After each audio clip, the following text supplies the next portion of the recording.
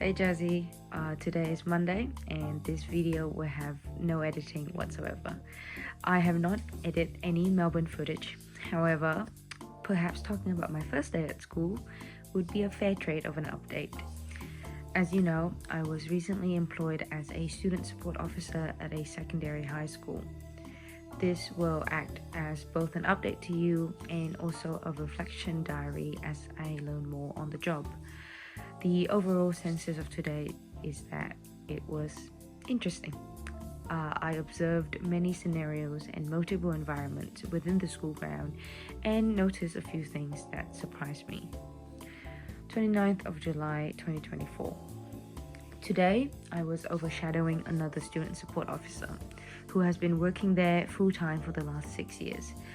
It was a great opportunity to tail behind an experienced person with a wealth of knowledge.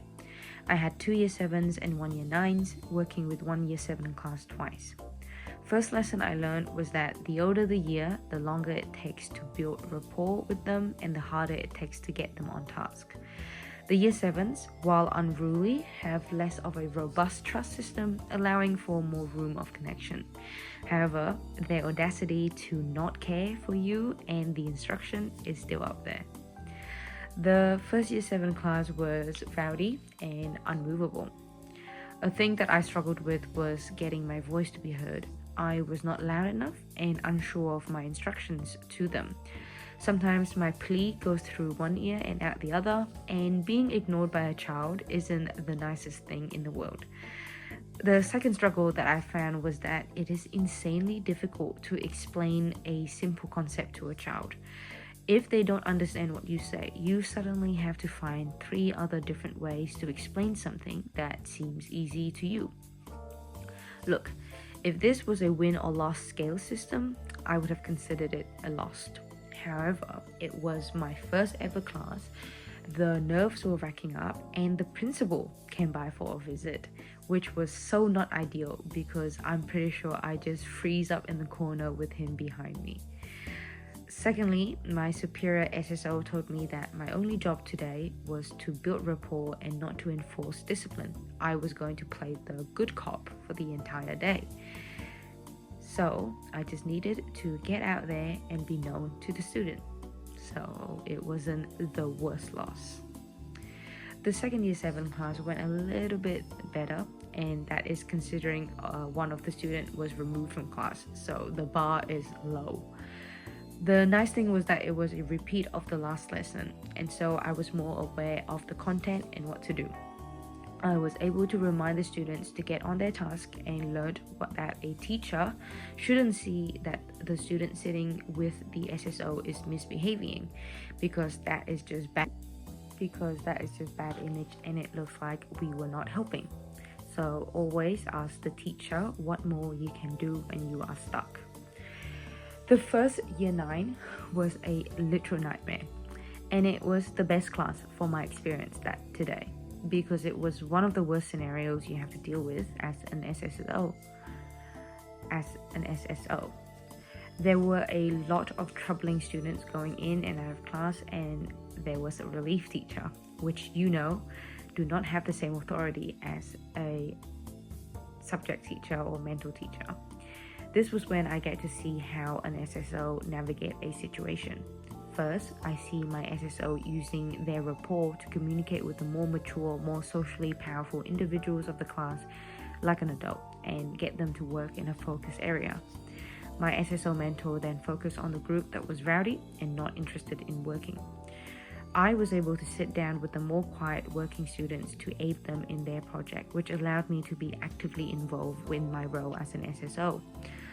At the end of the day, my mentor couldn't move from table to table because he would instantly lose the control of what he had with the table that he had just been in if he had moved. The only group that got anything done was the quiet one that I was responsible for because the focus group ended up not being as successful as he had wanted due to the external distraction.